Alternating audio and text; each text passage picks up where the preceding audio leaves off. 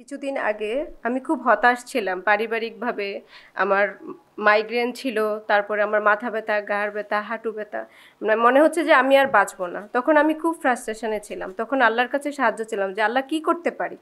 তখনই আমি 2 মিনিট পরে ইউটিউবে সঞ্জিদা আপু কোয়ান্টামের পজিটিভ প্যারেন্টিং নিয়ে একটা কোর্স, একটা কিছু কথা বলছিল। তারপর আমি ওনার অ্যাপয়েন্টমেন্ট নিলাম, 1 ঘন্টা কথা বললাম। 1 ঘন্টা কথা বলার পর আমি জিজ্ঞাসা করলাম যে ফি, উনি বললো যে না ফি না, দোয়া করেন। তারপরে আমি আরও উদ্বুদ্ধ হলাম যে এরকম একটা পজিটিভ প্যারেন্টিংয়ে আমি কথা বলতে চেয়েছিলাম। ওনারা 5,000 টাকা আগে রেজিস্ট্রেশন ফি চেয়েছিল।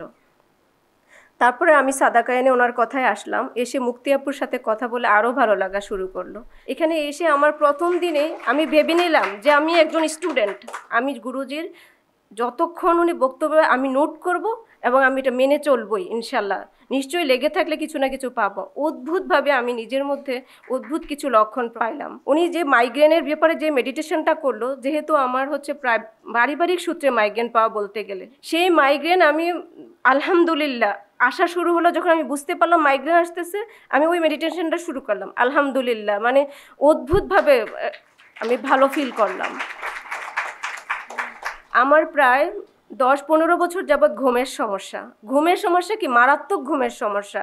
মানে কেউ যখন ঘুমায় আমার পাশে, আমার হাজব্যান্ড জানে যে আমি তাকে তার ঘুমানো দেখলে আমার কষ্ট হয়, যে সে কত সুন্দর করে নাক ডেকে ঘুমায়, কিন্তু আমি তো পারছি না।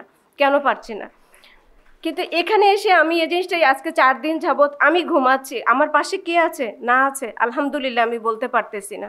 তারপরে হচ্ছে যদি প্যারেন্টিংয়ের বিষয়ে যাই, এই বৃহস্পতিবারেও আমার মনে হচ্ছিল আমি পৃথিবীর ব্যর্থ মা, আমি কিচ্ছু করতে পারিনি।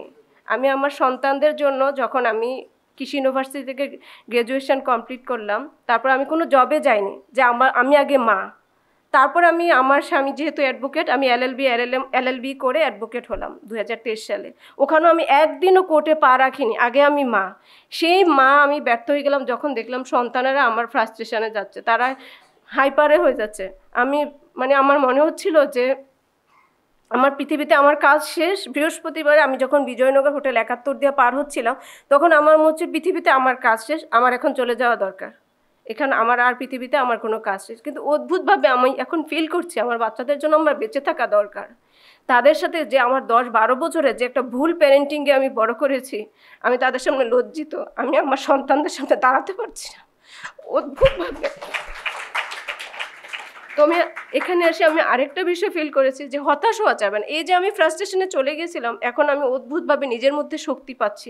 আমি অনেক দিন যাবত এরকম খুঁজছিলাম যে এমন একটা জায়গা যেখানে আমি অনেক কিছু পাবো। এখানে এসে একমাত্র পাইলাম যে বিজ্ঞান, ধর্ম, ইতিহাস, অভিজ্ঞতা সব মিলে একটা গোছানো একটা লাইফস্টাইল।